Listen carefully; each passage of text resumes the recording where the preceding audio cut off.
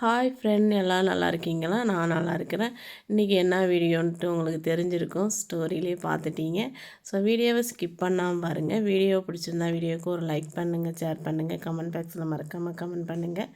நம்ம வந்து கோயம்புத்தூருக்கு ஒரு வேலையாக வந்தோம், நானும் என் பையனும். ஸோ வந்துட்டோம், இவ்வளோ தூரம் வந்தாச்சு, நம்ம வந்துட்டு ஈசாவுக்கு போயிட்டு வந்துடலாம் அப்படின்னு சொல்லிவிட்டு நான் என் பையனை கூப்பிட்டேன்.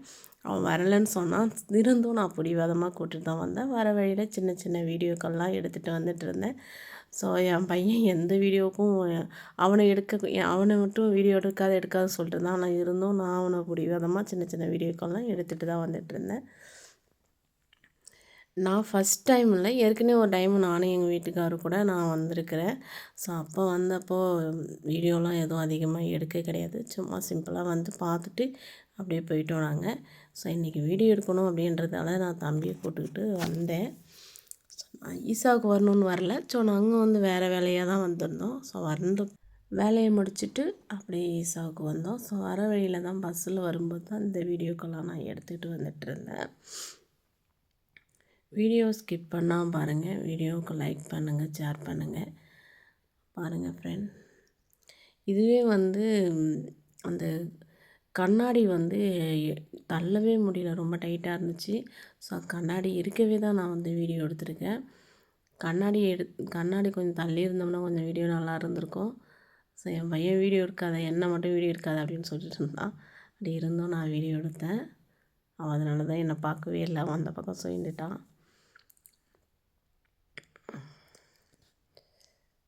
உங்களுக்கு தெரியும், இந்த கண்ணாடியோட ஒளி இங்கே அடிக்குது பாருங்கள். ஸோ நல்லா இருந்துச்சு பார்க்குறதுக்கு. இந்த இடம்லாம் கொஞ்சம் செம்மையாக இருந்துச்சு. நிறைய பாக்கு மரம் அதெல்லாம் நிறையா இருந்துச்சு. வாழை மரம், வாழைத்தோப்பு அதெல்லாம் வேறு இருந்துச்சு.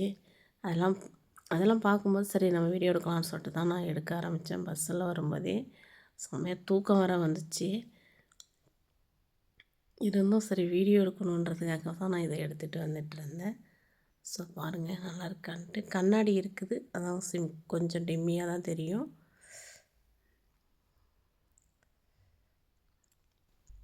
நான் ஏதோ பஸ் ஸ்டாண்ட்லேருந்து ஈசாவுக்கு போகிறதுக்கு தூரம் கம்மியாக தான் இருக்கும் அப்படின்னு நினச்சிட்டு நான் தம்பிகிட்ட கேட்டுட்டு இருந்தேன்.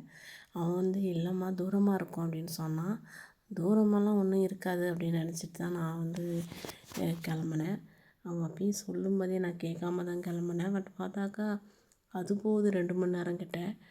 ஐயோ எவ்வளோ தூரமா அப்படின்ட்டு நான் தான் அப்பயே சொன்னேன்ல, நம்ம வீட்டுக்கு போகிறதுலேயும் நைட்டு 12, 1 ஆகிடும் அப்படின்னு தம்பி சொல்லிட்டு திட்டிகிட்டே இருந்தான். இருந்து அவனுக்கு வர விருப்பம் கிடையாது. நான் தான் என் பிடிவாதத்தில் போயிட்டுருந்தேன். வாழை மரம்லாம் இருந்துச்சு, போகிற வழியில் செம்மையாக இருந்துச்சு.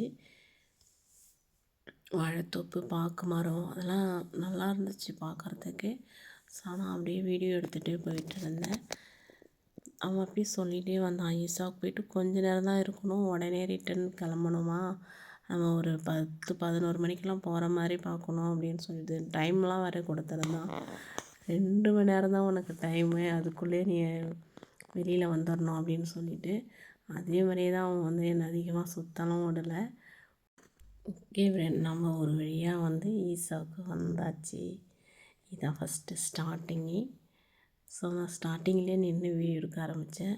இப்போவே மணி 1 ஆச்சு, இன்னும் உனக்கு 1.5 மணி நேரம் தான் டைமு அப்படின்னு சொன்னான். ஃபஸ்ட்டில் இறங்குனதுமே என்னடா அதுக்குள்ளே இப்படி சொல்கிறான், அப்போ தான் நம்ம வந்து வீட்டுக்கு போவோம், 11 மணிக்கெலாம் வீட்டுக்கு போவோம் அப்படின்னு சொல்லிவிட்டு அவன் டைம்லாம் வந்து எனக்கு போட்டு வச்சுருந்தான். சரின்னு சொல்லிட்டு அவன் வேகமாக நடந்து போயிட்டுருந்தான். நானும் அவன் பின்னாடியே ஓடுறேன் வீடியோ எடுத்துக்கிட்டு. பாருங்கள் செம்மையாக இருக்கா. இதான் என் பையன் போயிட்டுருக்கிறான். எங்கள் கூட இறங்கி போனவங்க ரொம்ப தூரமாக போயிட்டாங்களாம். நான் பொறுமையாக போகிறேன்னு சொல்லிட்டு வரேன். அதுக்கு வர என் பையன் என்னை திட்டிக்கிட்டே தான் வந்துட்டு இருந்தான். ஒரு சந்தோஷமாக பார்க்க கூட விட மாட்டேங்கிறான். பார்க்க விடலை, இருந்தாலும் ஓகே. அவன் வந்து அவனுக்கு தெரிஞ்சிருக்குது நம்ம திரும்பி வீட்டுக்கு போகிறதுக்கு டைம் ஆகிடும் அப்படின்னு சொல்லிட்டு. எனக்கு தெரியல. பாருங்கள் நம்ம வந்து நெருங்கியாச்சு, இவ்வளோ தூரம் நடக்கணும், தூரமாக நடக்கணும் அப்படின்னு சொல்லிட்டு இருந்தான் தம்பி. பாருங்க என்னை விட்டுட்டு எவ்வளோ தூரம் போயிட்டுருக்கான்னு சொல்லிட்டு இப்படி தான் என்னை விட்டுட்டு தூரமாக போயிடுவான். நான் அப்புறம் வீடியோ எடுத்துகிட்டு கட் பண்ணிவிட்டு அவன் பின்னாடி அப்புறம் ஓடணும். அவன் நிற்பான் கொஞ்ச நேரம். அப்படியே கிட்ட போனால் உடனே திட்ட ஆரம்பிச்சிருவான். சீக்கிரம் வான்னா வீடியோ எடுத்துக்கிட்டே இருக்கிற அப்படின்னு சொல்லிட்டு கிளம்பியாச்சு, கிட்ட வந்தாச்சு. இங்கெல்லாம் நின்று ஃபோட்டோலாம் எடுத்தோம். சில ஃபோட்டோலாம் எடுத்திருக்கோம். நாங்கள் ஃபஸ்ட் டைம் வந்தப்போ இந்த சைட்லலாம் நிறையா பூஞ்செடிலாம் இருந்துச்சு. இப்போ அது மாதிரி பூஞ்செடிலாம் எதுவும் கிடையாது. எல்லாமே இல்லாமல் தான் இருந்துச்சு. இங்கே நின்று ஃபோட்டோ எடுக்க சொன்னால் அதுக்கு என் பையன் திட்டிகிட்டே தான் ஃபோட்டோ எடுத்தான். ஓகே, அவனும் ஃபோட்டோ எடுக்கிறான்னு சொல்லிட்டு நிற்க சொன்னான். அவன் சரியாகவே நிற்க மாட்டேன்றான். தெரியலடா அப்படின்னு சொன்னால், தெரியலன்னா விட்டுட்டு போ அப்படின்னு சொல்லிட்டான். ஸோ ஃபோட்டோலாம் எப்படி இருக்குன்னு நாங்கள் எடுத்த ஃபோட்டோலாம் எப்படி இருக்குன்னு சொல்லிட்டு கமெண்ட் பாக்ஸில் மறக்காமல் கமெண்ட் பண்ணுங்கள். ஸோ அந்த அளவுக்கு எங்களுக்கு எடுக்க தெரியல. ஸோ ஃபுல்லாக கவர் பண்ணணும் அப்படின்னு சொல்லிட்டு தான் தூரமாக இருந்து எடுத்துகிட்டு வந்துட்டுருந்தேன். ஸோ இதுக்கு முன்னாடி வந்திருந்தப்போ இந்த மாதிரி ஃபுல்லாக கவர் பண்ணி எடுக்கவும் தெரியல, எடுக்கவும் இல்லை. ஸோ இங்கே நின்று ஓகே ஃப்ரெண்ட், இந்த அளவுக்கு ஓரளவுக்கு நாங்கள் கொஞ்சம் சுற்றி பார்த்தாச்சு. ஸோ இப்போ சுற்றி பார்த்துட்டு இது பின்னாடி தான் நாங்கள் இப்போ போயிட்டுருக்கோம். இங்கே தான் பஸ்ஸு நிற்கும், அங்கே போய் பஸ் ஏறணும் அப்படின்னு சொல்லிட்டு கூப்பிட்டு கிளம்பிட்டான். ஓகே ஃப்ரெண்ட், பாய்.